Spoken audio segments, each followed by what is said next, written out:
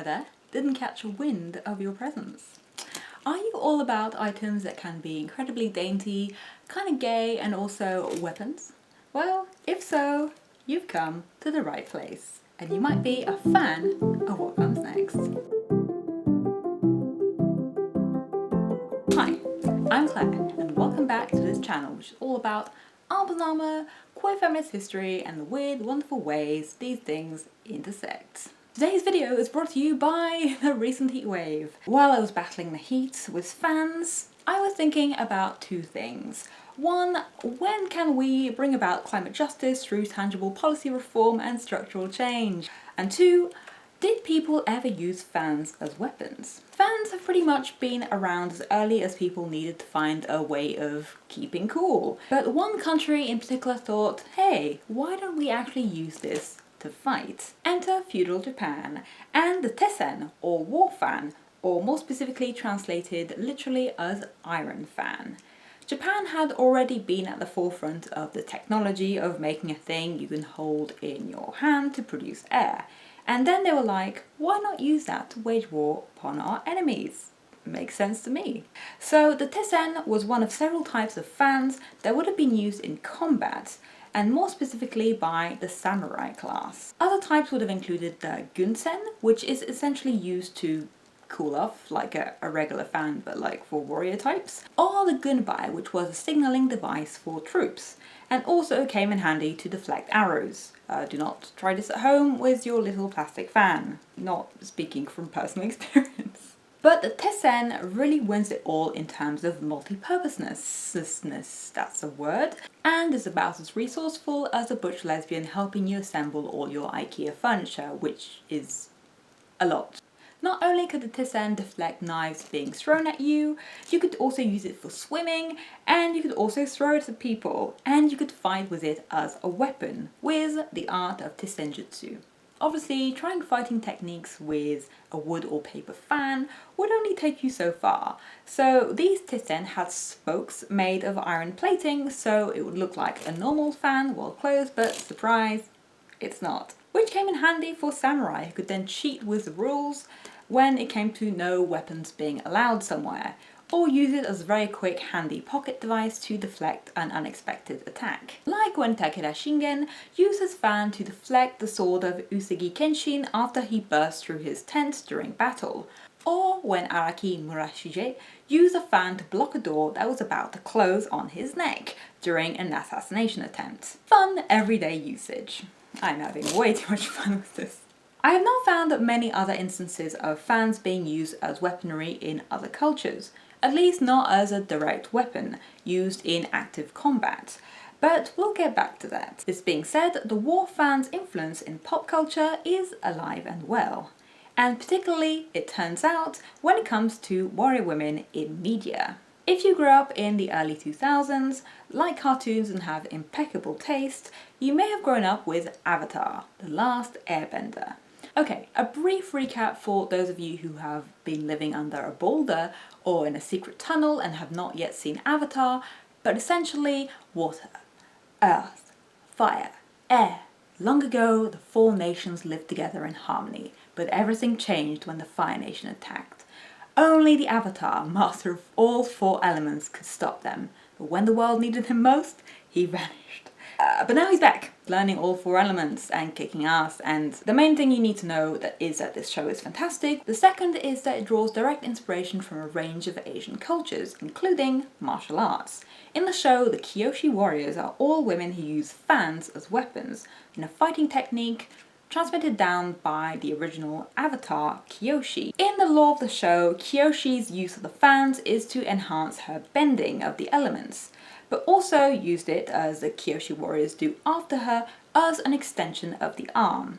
The fans are used in defense in close combat, but can also be thrown, which I'm not going to do with this one. I mean, it is plastic, so I don't think it would break, but still. Also, did I mention that Avatar Kyoshi is canonically a bisexual icon? Because yes, she is. And the Kyoshi warriors in the show also embrace that idea of not having to choose between being feminine and being a fighter. My hair is all over the place.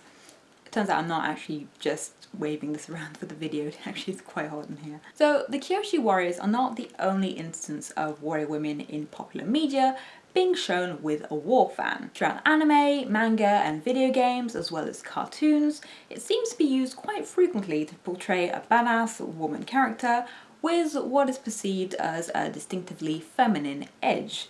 Which is quite interesting considering that the weapon itself, as in the historical weapon of the tessen, initially did not carry inherent gendering in terms of its use in combat. While samurai themselves are traditionally men, the samurai class includes a much wider bracket of people within it, including women who were part of the samurai class who would have routinely taken up arms to actively fight in battle or to defend their homes.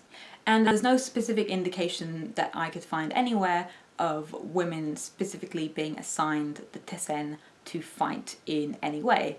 But this being said, despite any kind of lack of historical gendering that I could find in terms of the tessen and war fan in particular, it's undeniable that the fan in general did elsewhere carry associations linked to elegance and femininity in its emergence in Europe, for instance, from the 15th century onwards, in its use by wealthy, fashionable women.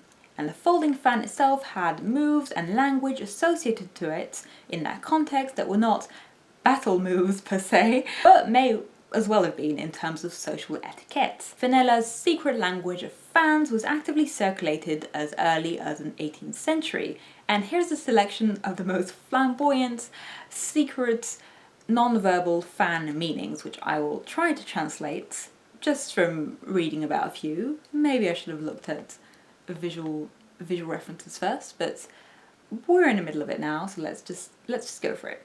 Okay, holding the shut fan to the heart means you have won my love. Covering the left ear with the open fan means do not betray our secrets. So carrying the fan in the right hand in front of the face means follow me, I assume. Is it meant to be open or shut? I'm not sure. This looks a bit weird, so I'm just gonna assume it's open like this.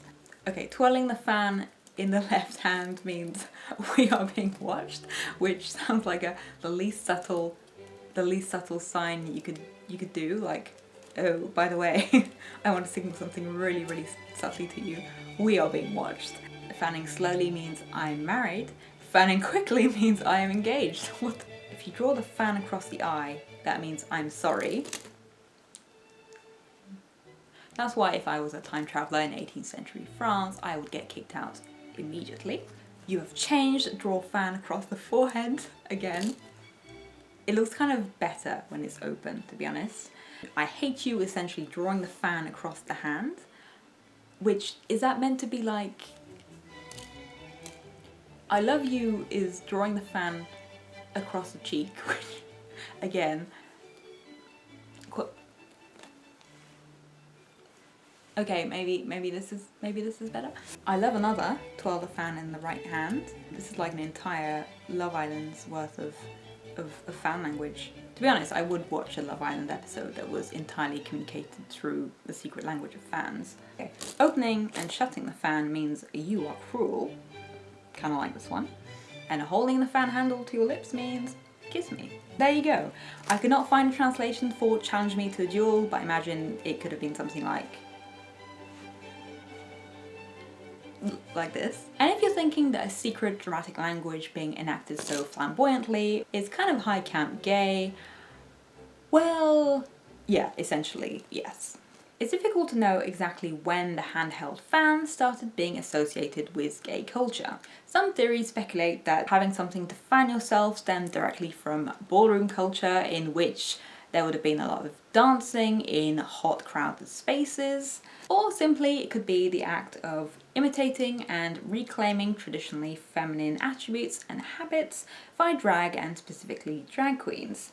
But whatever the reason, its elegance, flamboyance and propensity for a drama now make it a weapon of choice to express queerness. And the thwop made it into a queer culture as the sound effect of a fan being dramatically opened on the show with Trixie Mattel and Katya. So the fan carries all of that. It's cooling, flamboyant, elegant and deadly. and the mighty weapon in the right hands. Either are the way of defeating your enemies, expressing your identity, or hey, a little bit of both. Thank you so much for watching. If you are a fan of this video and of this channel, gently stab the like and subscribe buttons. You can have a look at my weird sword stuff elsewhere, like on my podcast, Bustles and Broadswords, all about women with swords throughout history, or in my webcomic, Girls' School of Knighthood, which is all about girls in a school of knighthoods. In the meantime, stay safe, sword lovers, and see you in another video. It's incredible that I haven't hit myself in the face with this yet.